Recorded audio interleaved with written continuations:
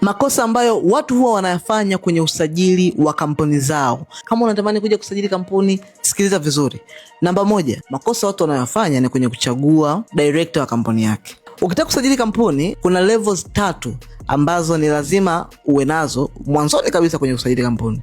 Jambo la kwanza tunawaita ni shareholders. Shareholders ni wamiliki wa kampuni. Hawa ndio watu ambao wamekaa chini wakafikiria tusajili kampuni.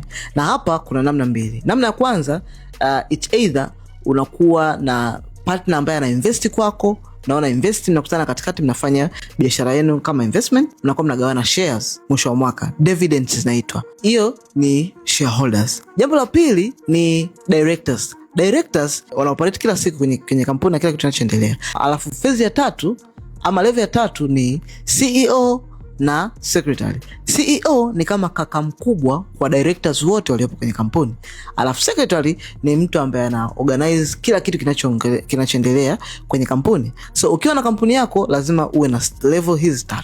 Sasa basi, makosa watu wanaokuwa nayo kuchagua director mwenza wa kwenye kampuni. Sisi huwa tunashauri mnapofungua private company, mkiwa wawili ambao amechaguana, chagua mtu ambaye atakuwa ni sahihi, kwa sababu mnapofungua mko wawili, nyie wawili mna uwezo kupanda kwenye level zote. Mkawa kama shareholders, pia mkakaa kama directors, afu mmoja akawa secretary, mwingine akawa CEO.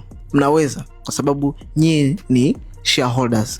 Sasa changamoto inapokuja, mtu anapochagua director, usichague mtu iwe ni kwenye director ama ni shareholder. Usichague mtu kwa sababu ya hisia. Usichague mtu kwa sababu ni mwanakosana.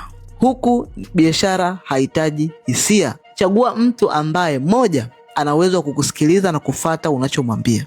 Pili, ni mtu atakuwa anaonesha loyalty kwako. Kingine, hakikisha vision yake na vision yako vinaendana. Na kama wewe ni mtu huyu, unatamani cooperate kama kampuni kwenye biashara yako, comment neno kampuni hapo chini. Nitakufikia, nitakusaidia kuweza kufanya maamuzi sahihi ya kustructure kampuni yako. Ama piga simu inaonekana kwenye caption hapo. Moja kwa moja itakuwa namba yangu. Nitaipokea, tutakaa chini tuzungumza. Yes, hakikisha haukosei kuchagua shareholder ama director kwenye kampuni yako.